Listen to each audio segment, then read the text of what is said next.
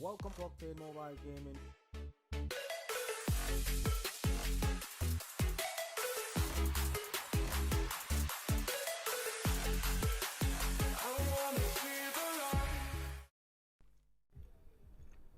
Welcome once again to the channel. I'm Octane, your host, and we're gonna take a look at deck combination. I'm running two combinations of this week.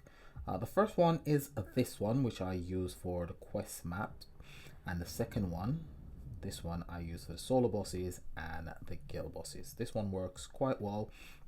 Main damage dealer is Lost Covenant, which I have at 5 pink star, and it's awoken 5 times, so it does do quite a bit of damage.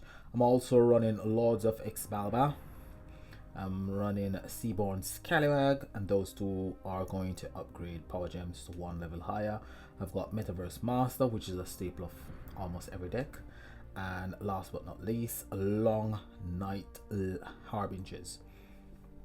For the one that I'm using for the quest map, it's got a combination of almost the same cards with the addition of a Thundering Behemoth. And some Thundering Behemoth is there primarily because it's got a 1-turn cooldown, and it does have a self damage increase, which can help you with the multi-boss wave.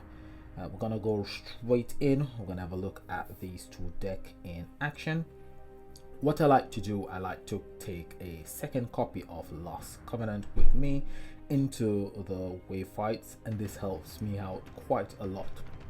And the way I play this deck, it's not like my usual playing style where I go through a quest map quite easily. Simply because the Dark Commander decks, they're quite good. However, when it comes to the wave map, they are not as good as some of the Commander decks that we've got. The first thing I like to do, because I've got a mini boss here, I activate my Metaverse Masters first, then I pass that 150% damage increase onto any copy of the Lost Covenant, and then I just upgrade those power gems with Lords of Excalibur, and then Thundering Behemoth will give us extra power gems on the board. From time to time, I do activate my Thundering Behemoth first before I activate my Metaverse Master. However, on that particular time, I only was able to activate Metaverse Master because it's got haste, so it started the battle with its battle skill filled and ready to go. On this occasion, I'm going to activate Thunder and Behemoth first to get my extra power gems on the board, because it creates power gem 5s, which are lower than power gem 8s.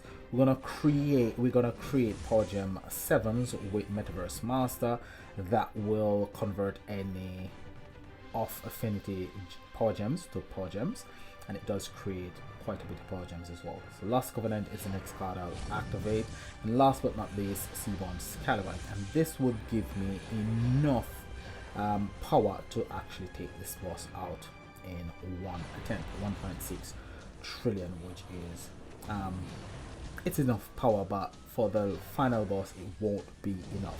You need anything from around 3 trillion to 4 trillion to actually take out the final boss. On this occasion, because we've got a multi-boss wave, the card that I'm going to use from a main damage dealer as my main damage dealer is Thundering Behemoth. So I'm going to activate Metaverse Master first, then I'm going to pass that 150% damage increase onto Thundering Behemoth, and then I'm going to upgrade the power gems with Lords of Excalibur. Now, Lords of Excalibur is a really good addition to this combination because it's got a 2-turn cooldown, which works really well. 264 billion damage dealt by Thundering Behemoth, and it can deal a bit more depending on how many cards you have actually used in that combination. So if I use Thundering Behemoth, Metaverse Master, Seaborn Scallywag, and Lords of Excalibur, Thundering Behemoth would have dealt a bit more damage.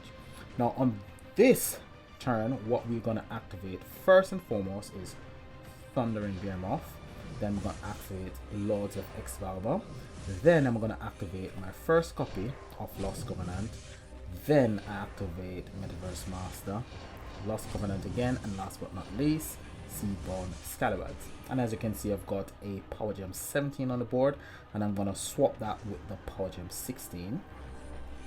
We haven't got much loose Power Gems on the board, we've only got one. So this should be quite a nice damage output. So 5.9 trillion for the main damage dealing card, which was one of the copies of Lost Covenant.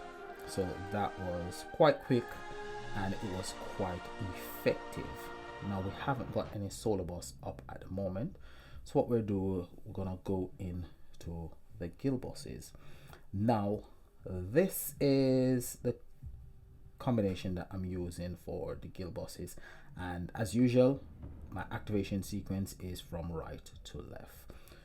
3 keys straight into the fight, right to left, and rinse and repeat.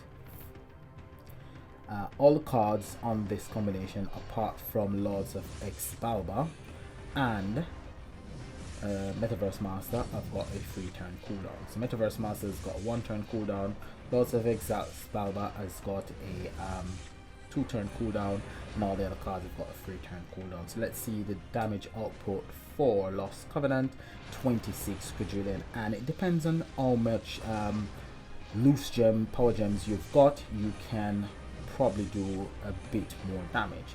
The largest damage I've able to do is about 46 quadrillion, which is not too bad considering it's a non-event combination. Were it with alacrity, not too bothered about alacrity. That affects any card that does a turn delay.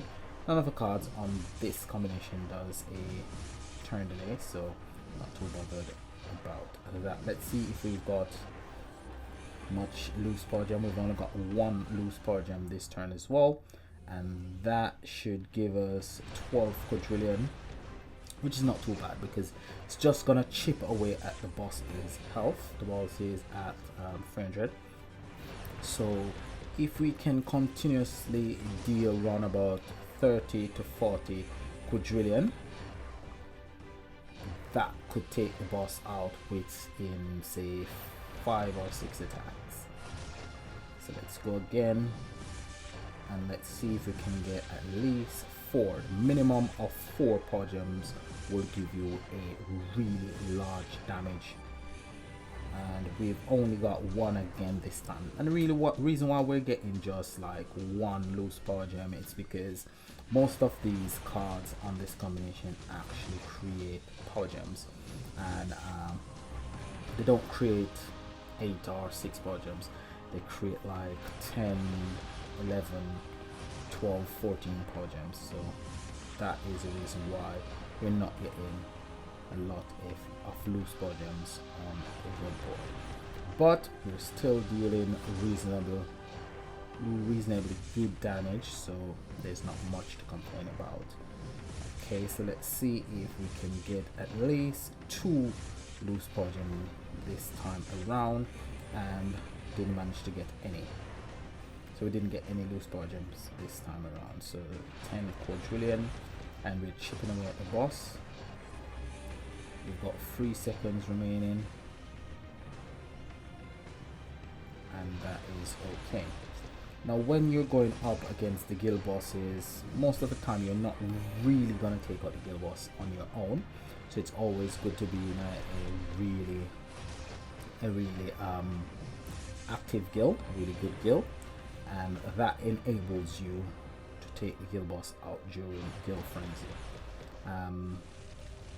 If you've got we're hit with dodge, and as I said, dodge is one that you really want to dispel, but we haven't got anything on this combination that dispels dodge. So let's see how much of our damage we're gonna be able to land. We didn't land any of our damage, so all the damage that I actually built up, the boss missed all of it, so that was really good. If I say had the current ultimate form, I would swap the current ultimate form with this one. I'll take this one off, Long Night Harbingers. I'll remove this one and I'll replace it with the current ultimate form, or you could replace it with Lords of Excalibur. Lords of Excalibur give you a 60% damage increase to all Dark Commander, but you would make up for that with the amount of Podium 8s created by the current ultimate form. What you could do as well, you could activate Metaverse Master one of a turn without activating any other cards. Then when you go into the second turn, you would activate the current ultimate form, then Metaverse Master, then Lost Covenant, and then everything after. So Metaverse Master would give 150% damage to the current ultimate form and 150 damage increase to Lost Covenant. So both cards would be dealing quite decent damage. Lost Covenant would deal pretty much higher damage because it's got a 300% self damage increase, while the current ultimate form has only got 100, but the current ultimate form has got a 20 times bonus and a 15 times event bonus, which would give you quite a bit of damage. For relics, I'm running my 6 Pink Star Absolution, which is for Lost Covenant. I'm running this one, Morunda's Grasp, which is for Seaborn Scallywag, and this one is a old arcane relic.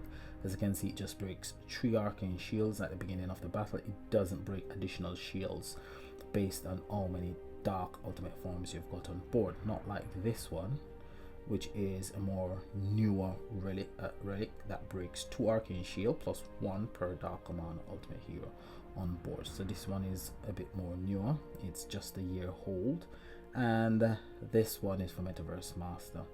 So those are the relics that I'm using this week, and these are the 2 combinations that I'm running. So you can try them out, see if they work out for you, and as I said, if you've got the current ultimate form, you can make this combination and swap out Lords of Excalibur or Long Night Harbingers and keep the rest on board. Okay, hope that help you out when it comes to boss deck combination. Other combination, I've tried them out, they don't really work that well in the wave fights. They take a long time to get through the wave fights.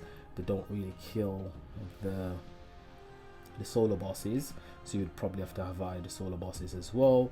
When it comes to the guild bosses, as I said, if you're not really in a really good guild and you haven't got a really good deck, you're not going to perform really well, especially in Commander event. Commander event is a guild based event, not like Slay event, which is more of a solo event rather than a guild based event.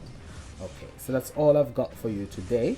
If the information has been helpful, leave a like on the video, you can leave a comment, you can ask questions, you can find me on the network app, or you can find me on Instagram or Facebook. So this is Octane saying peace and enjoy the event. Thanks for watching, and bye for now.